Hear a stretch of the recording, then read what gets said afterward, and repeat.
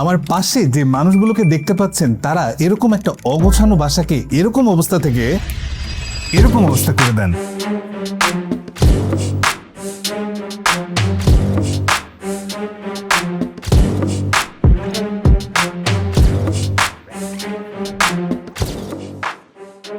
কিন্তু এত সুন্দর ইন্টেরিয়র করতে তো অনেক খরচ, আর ওনাদের ইনভলভ করলে তো খরচ আরো বেড়ে যাবে। আমি আপনাকে কথা দিচ্ছি আপনার প্রতি ইঞ্চির খরচ বাঁচিয়ে দিব। প্রতি ইঞ্চির খরচ কিভাবে বাঁচাবে? খালি মুখে তো বললে হবে না। ইন্টেরিয়র ডিজাইন আমাদের জন্য নতুন কিছু না, গত 11 বছরে আমরা 1000-এর উপরে প্রজেক্ট করেছি। চলুন আপনাকে 4টা পয়েন্টে প্রমাণ দিয়ে বুঝাবো। ভিডিওটি সেভ করে রাখুন, আপনাদের কাজে আসবে। পয়েন্ট 1, আগে থেকেই ফ্ল্যাটের দেয়াল তুলবেন না। আপনি যেখান থেকে ফ্ল্যাট কিনুন না কেন, আপনার লেআউটটা নিয়ে আমাদের মতো প্রফেশনাল ইন্টেরিয়র ডিজাইন ফার্মের সাথে একবার হলেও বসুন।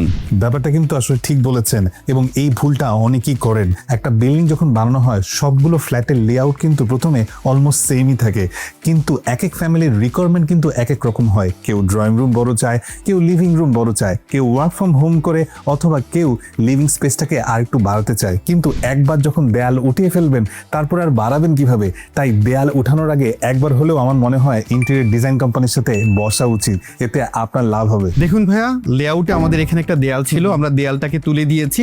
এখন বাসাটা অনেক বড় লাগছে, কিন্তু প্রাইভেসি মেনটেন করার জন্য আমরা একটা টেলিস্কোপিক পার্টিশন রেখেছি, যেটা প্রয়োজনে আমরা বন্ধ করে দিতে পারবো, যাতে আলাদা রুম হিসেবে আমরা ব্যবহার করতে পারবো। পয়েন্ট 2, আপনার ঘরের লেআউটটা কনফার্ম হওয়ার পরে আপনার দরজার চৌকাঠটা কোন কাঠের হবে, ফ্লোরের টাইলসটা কোন মানের হবে, এবং ইলেকট্রিক সুইচগুলো কোথায় কোথায় বসবে সেটা আগে থেকেই নির্ধারণ করা উচিত। ইয়েস, এই জায়গাতে কিন্তু অনেক মানুষ আফসোস করেন। এই যে আমি এখন একটা চাইল্ড বেডরুমে আছি, এটা একটা চাইল্ডের পড়ার টেবিল, এই পড়ার টেবিলের পাশে এরকম একটা ইলেকট্রিক সকেট কিন্তু খুবই ইম্পর্টেন্ট। অথবা এরকম যদি একটা ড্রেসিং টেবিল থাকে, এই ড্রেসিং টেবিলের পাশেও একটা ইলেকট্রিক সকেট ইম্পর্টেন্ট, একটা হেয়ার ড্রায়ার লাগানোর জন্য, অথবা ছোটোখাটো কোনো ইলেকট্রিক ডিভাইস লাগানোর জন্য, যা অনেক সময় থাকে না, এবং তার জন্য আলাদা করে কাজ করতে হয় এবং খরচ আরও বেড়ে যায়। আরও একটা ইন্টারেস্টিং ব্যাপার দেখেন, খাটের পাশে খুব কনভিনিয়েন্ট জায়গায় পুরো রুমের সব সুইচগুলোকে রাখা হয়েছে, মোবাইল ফোনের জন্য চার্জারের ব্যবস্থা করে দিয়েছে, যাতে আপনাকে আলাদা করে কোনো কষ্ট করতে না হয়। ভাইয়া, শুরুতেই আমরা টাইলসের কথা বলেছিলাম, এবং দেখেন আমাদের এই প্রজেক্টের ওয়াশরুমগুলোতে আমরা অ্যান্টি স্লিপারি টাইলস ইউজ করি, যাতে করে বাচ্চারা এবং বয়স্করা স্লিপ কেটে পড়ে না যায়। পয়েন্ট 3, ফ্ল্যাটের প্রত্যেকটি আনইউজ স্পেসকে প্রপারলি ইউজ করা। আমি বোঝার চেষ্টা করছিলাম ওনারা কিভাবে আনইউজ স্পেসকে ইউটিলাইজ করেন, এবং ওনার থেকে আমি যেটা বুঝলাম, আমরা বেশিরভাগ সময় আমাদের মাস্টার বেডরুম বা বেডরুমের জন্য যে আলমিরাগুলো কিনি তার হাইট কিন্তু 7 ফিট হয়, এবং 7 ফিটের উপরের অংশগুলো কিন্তু খালি পড়ে থাকে, ইউটিলাইজ হয় না।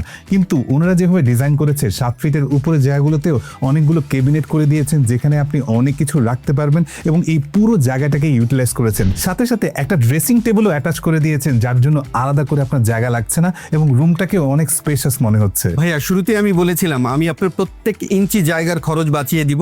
তার প্র্যাকটিক্যাল এক্সাম্পল হচ্ছে আমাদের এই লেআউট মার্কিংটা। দেখেন, আমাদের একটা অনগোয়িং প্রজেক্ট, এবং এই ওয়ালটাতে আমাদের অ্যাকচুয়াল পিকচার যেটা আমরা তৈরি করতে চাচ্ছি সেই ডিজাইনটা আছে, এবং এই ডিজাইন অনুযায়ী আমরা পুরো লেআউট মার্কিংটা করে রেখেছি। এখানে ড্রয়ার ইউনিট হচ্ছে, এখানে ড্রয়ার ইউনিট হচ্ছে, এইখানে মিরর হচ্ছে, প্রত্যেকটা জিনিস প্রত্যেকটা ইঞ্চি স্পেস মেজারমেন্ট করে করা হয়েছে, যাতে করে এখানে আমার একটা বোর্ডও অপচয় হবে না। এই অপচয় হচ্ছে না, এতেই আপনার পুরো প্রজেক্টের অলমোস্ট 20% খরচ বেঁচে যাচ্ছে। পয়েন্ট 4, ভালোভাবে ইন্টেরিয়র ডিজাইন করতে পারলে ফ্ল্যাটের ভ্যালু আরও বেড়ে যায়। বাড়ার ব্যাপারটা আমি আসলে বোঝার চেষ্টা করছিলাম। একটা ফ্ল্যাট যখন এত সুন্দর করে ডিজাইন করা হয়, এত সুন্দর করে ফল সিলিং, ক্যাবিনেট, সব ফার্নিচার যখন অ্যাটাচড থাকে, আপনার ভ্যালুয়েশন তো ফ্ল্যাটের এমনিতেই বাড়বে। ভাইয়া, বেশিরভাগ ইন্টেরিয়র প্রজেক্টের ক্ষেত্রে দেখা যায় ইন্টেরিয়রের কাজ শেষ হতে হতেই ফ্লোরে প্রচুর স্ক্র্যাচ পড়ে যায়, টাইলস মার্বেল নষ্ট হয়ে যায়। কিন্তু আমাদের এই অনগোয়িং প্রজেক্টটাতে দেখেন ডাবল লেয়ারের প্রোটেকশন ইউজ করেছি, যাতে করে প্রজেক্ট শেষ হওয়া পর্যন্ত একটা কোণা আপনার নষ্ট হবে না, এবং ফুললি আপনার ফ্লোর প্রোটেক্টেড থাকবে। একটা প্রশ্ন কিন্তু থেকে যায়, ইন্টেরিয়র কোম্পানিরা সাধারণত প্রজেক্ট নেবার সময় যত সুন্দর করে 3D দেখায়, প্রজেক্ট শেষে হয়তো তত সুন্দর করে ফিনিশিং হয়তো আনতে পারেন না, এবং অনেক সময় ঠিকঠাকভাবে প্রজেক্ট টাইমলি ডেলিভারও করেন না। তাই আমি একটু একবার হলেও ইন্টেরিয়র স্টুডিওর একজন গ্রাহককে জিজ্ঞেস করে দেখবো ওনার অভিজ্ঞতা কি। আলহামদুলিল্লাহ, আমি টাইম মতো প্রজেক্ট হ্যান্ড ওভার পাইছি, এবং কোয়ালিটিও আলহামদুলিল্লাহ পারফেক্ট আছে। মারুফ ভাই, আপনার সবগুলো পয়েন্টই বুঝেছি, কিন্তু এই ভিডিও দেখার পর কেউ যদি তার বাড়ি ইন্টেরিয়র ডিজাইন করাতে চায় তাকে কি করতে হবে? ভাইয়া বেশি কিছু করতে হবে না, তাদেরকে আমাদের গুলশানের হেড অফিসে আসলেই চলবে। আপনার রুচি, বাজেট এবং বাড়ির এরিয়া বলে দিন, বাকিটুকু আমাদের দায়িত্ব। আমাদের প্রায় 100+ ইঞ্জিনিয়ার্স আছে যারা শুধু ডেডিকেটেডলি আপনার জন্যই কাজ করবে। ইন্টারেস্টিং। বাড়ির ইন্টেরিয়র ডিজাইন নিয়ে এভাবে কখনো ভেবে দেখেছেন?